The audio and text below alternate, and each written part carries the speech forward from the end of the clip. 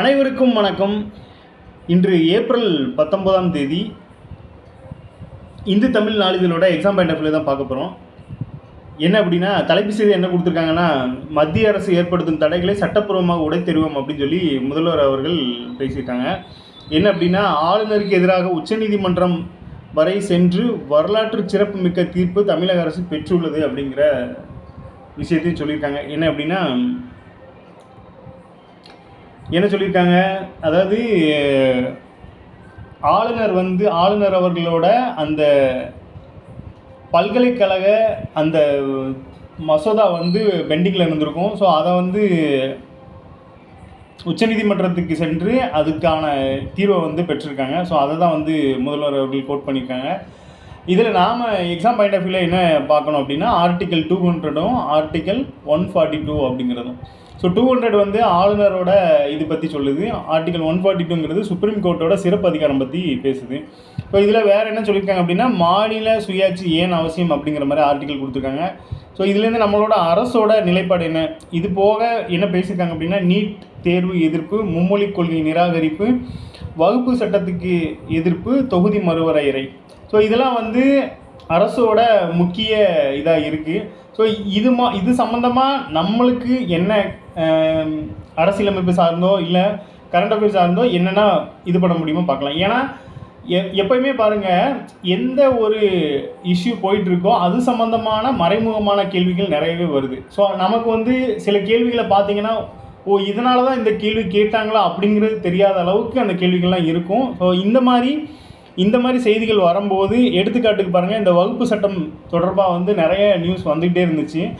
அது சம்மந்தமாக பார்க்கும்போது அது கரண்ட் அஃபேராக கூட வரலாம், இல்லை அந்த ஒரு சட்டம் எப்படி திருத்தப்படுது அப்படிங்கிற மாதிரி கூட கான்செப்டில் தெரிஞ்சுக்கலாம். ஸோ இந்த மாதிரி பேப்பர் மூலியமாக இந்த மாதிரி கற்றுக்கிறது ஒரு பெரிய விஷயமாக இருக்கும். அடுத்ததாக பாருங்கள், இது ஒரு ஆடு. என்ன அப்படின்னா, கலைஞரோட கைவினை திட்டம். இது எந்த துறைக்கு கீழே வருது அப்படின்னா, குறு சிறு மற்றும் நடுத்தர தொழில் நிறுவனங்களுக்கு கீழே வருது கலைஞரோட கைவினை திட்டம். இது சென்ட்ரலில் பார்த்தோம் அப்படின்னா விஸ்வகர்மா அப்படின்னு ஒரு திட்டத்தை கொண்டு வந்திருப்பாங்க. ஸோ விஸ்வகர்மா திட்டம் உங்களுக்கு நல்லாவே தெரியும்.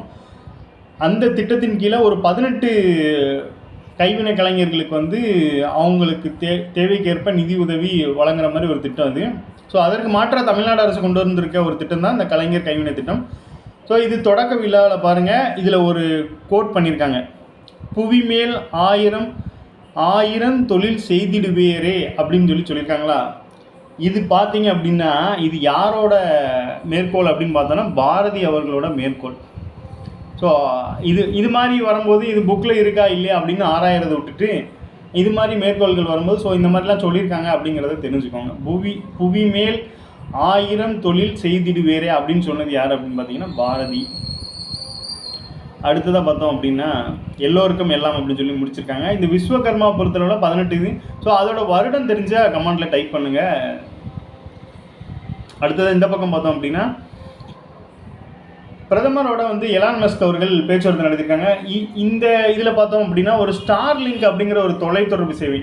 நம்மளுக்கு ஜாகிரபியில் பார்த்தீங்க அப்படின்னா, போக்குவரத்து, தொலைத்தொடர்பு இது தொடர்பான நிறைய கேள்விகள் வரும். அந்த விதத்தில் ஸ்டார்லிங்க் அப்படின்னா என்ன அப்படின்னா, இந்த செயற்கைக்கோள்கள் மூலமாக இணையதள வசதியை கொடுக்குறது தான் இந்த ஸ்டார்லிங்க் ப்ராஜெக்ட். ஸோ ஸ்டார்லிங்கில் என்ன அப்படிங்கிறத தெரிஞ்சுக்கோங்க. அதை இந்தியாவில் ஏர்டெல் ஜியோ நிறுவனத்தோடு இணைந்து இந்த ஸ்பேஸ் எக்ஸ் நிறுவனம் செயல்படுத்த இருக்காங்க அப்படிங்கிற மாதிரி தெரிஞ்சுக்கலாம். ஸோ எலான் மஸ்க் அவர்கள் செயல்படுத்த இருக்காங்க ஸ்டார்லிங்க்.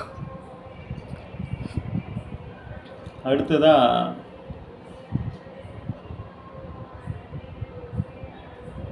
தமிழகத்தில் மகப்பேறு கால உயிரிழப்புகள் 39 குறைவு. ஸோ இது ஒரு முக்கியமான செய்தி. இந்த புள்ளி விவரங்கள் இண்டெக்ஸ் அப்படின்னு பார்க்கும்போது இதுவும் வரும். ஸோ அந்த விதத்தில் இந்த தமிழகத்தில் மகப்பேறு கால உயிரிழப்புகள் பார்த்தீங்கன்னா 45லிருந்து 39 குறைக்கப்பட்டுள்ளது அப்படிங்கிறத பொது சுகாதாரத்துறை அறிவிச்சிருக்காங்க. அதாவது கர்ப்ப காலத்திலும் பிரசவத்திற்கு பிந்தைய 47 நாட்களுக்குள்ளும் பெண்களுக்கு ஏற்படும் தீவிர பாதிப்புகளுக்கு உயர் சிறப்பு மருத்துவ குழு சிகிச்சை மாநிலம் முழுவதும் தீவிரப்படுத்தப்பட்டுள்ளது. அதாவது பொதுவாக பார்த்தோன்னா, இந்தியாவில் தமிழ்நாடு மருத்துவ இன்ஃப்ராஸ்ட்ரக்சரில் கொஞ்சம் நல்லாவே இருக்காங்க அப்படிங்கிறது தான். ஸோ இந்த உயிரிழப்புகள் குறையிறதுக்கான காரணமாக இருந்திருக்கு. ஸோ அதை தான் வந்து அரசும் தெரிவிச்சிருக்காங்க. இந்த செய்தி மூலமாக வேறு என்ன சொல்ல வராங்க அப்படின்னா,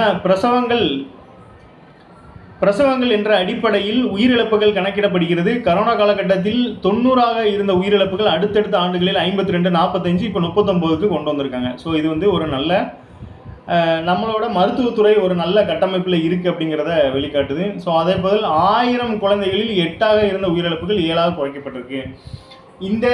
இவங்களோட இறப்பை பாருங்கள். அதாவது தமிழகத்தில் ஆண்டுக்கு 9 லட்சம் பிரசவங்கள் நடைபெறுகின்றன. இதில் 1 லட்சம் பிரசவங்கள் என்ற அடிப்படையில் அந்த உயிரிழப்புகள் கணக்கிடப்படுகிறதான். பார்த்துக்கோங்க. இப்போ குழந்தைகளோட கணக்கெடுப்புன்னு பார்க்கும்போது 1000 குழந்தைகளில் இத்தனைன்னு பார்க்குறாங்க.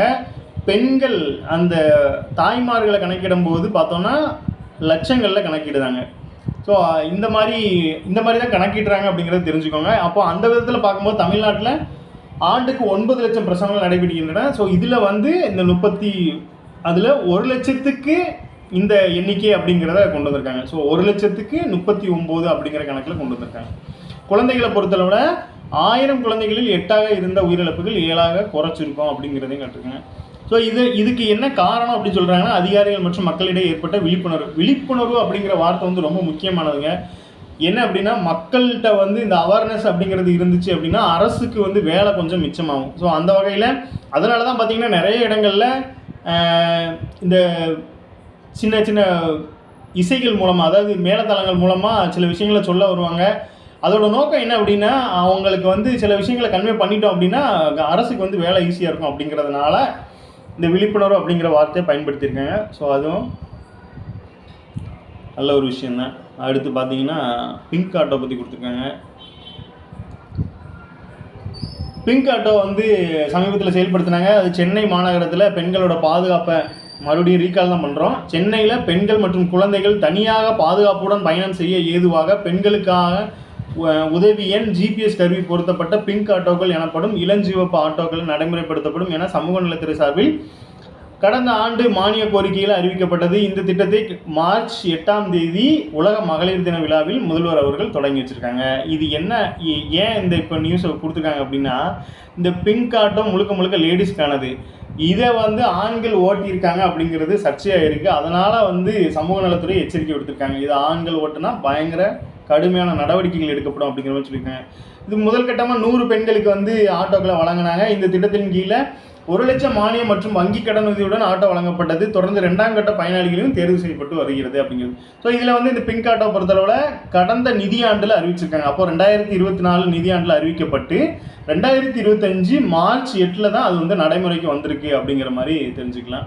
ஸோ இந்த பிங்க் ஆட்டோ இது வந்து மெயினாக இப்போ சென்னையில் மட்டும்தான் வந்து இதில் இருக்குது, புழக்கத்தில் இருக்குது அப்படிங்கிறத தெரிஞ்சுக்கலாம்.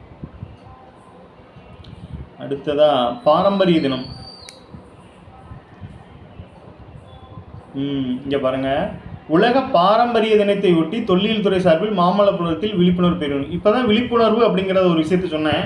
இதை வந்து இந்த ஸ்கூலு காலேஜஸ் மூலமாக பண்ணும்போது அது வந்து எஃபெக்டிவாக இருக்கும் அப்படிங்கிறதுனால அரசு வந்து அதை இது பண்ணுறாங்க. இது என்ன டேட் அப்படின்னு பார்த்தோன்னா 18/4 தேதி ஏப்ரல் மாதம் தான் உலக பாரம்பரிய தினமாக அனுசரிக்கப்படுகிறது. ஸோ அந்த தினத்தில் வந்து என்ன பண்ணியிருக்காங்க, உலக பாரம்பரிய தினத்தை ஒட்டி தொல்லியல் துறை சார்பில் யோகாசனம் மற்றும் பாரம்பரியத்தை காப்போம் என்ற தலைப்பில் மாணவிகள் விழிப்புணர்வு பேரணி நடத்திருக்காங்க. இல்லை நாம் தெரிஞ்சுக்க வேண்டியது என்னென்னா, தினங்கள் நமக்கு ரொம்பவே முக்கியமானது. அந்த வகையில் உலக பாரம்பரிய தினம் வேர்ல்டு ஹெரிட்டேஜ் டே என்னைக்கு அப்படின்னு பார்த்தோன்னா 18 ஏப்ரல் அப்படிங்கிறத ஞாபகம் வச்சுக்கோங்க. செல்வ மகள் சேமிப்பு திட்டம்னு ஒன்று இருக்குது. இது வந்து பெண் குழந்தைகளுக்கான சேமிப்பு திட்டம். செல்வ மகள் சேமிப்பு திட்டத்தில் வந்து மத்திய அரசு பெண் குழந்தைகளின் நலனுக்காக செல்வ மகள் சேமிப்பு திட்டத்தை கடந்த 2015ஆம் ஆண்டு அறிமுகப்படுத்தப்பட்டு செயல்படுத்தி வருகிறது.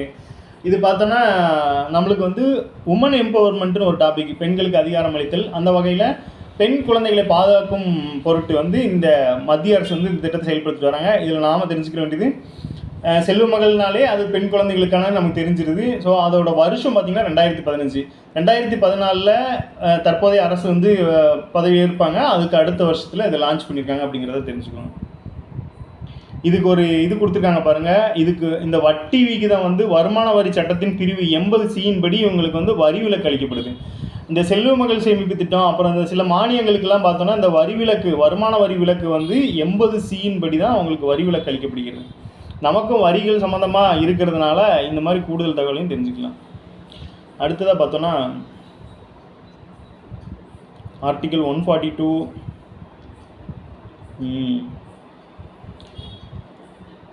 ஆளுநர் மற்றும் குடியரசுத் தலைவரின் பங்கு என்ன என்பது குறித்து உச்சநீதிமன்றம் அரசியலமைப்பு சட்டப்பிரிவு 142 பயன்படுத்தி சமீபத்தில் தெளிவுபடுத்தியுள்ளது அப்படின்னு சொல்லியிருக்காங்களா.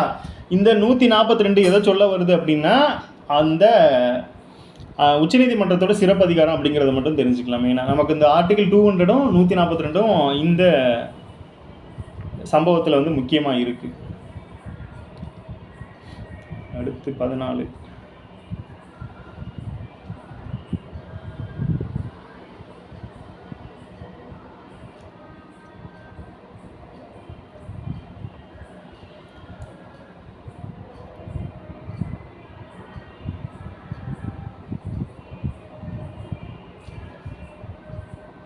நன்றி. மீண்டும் நாளை சந்திப்போம்.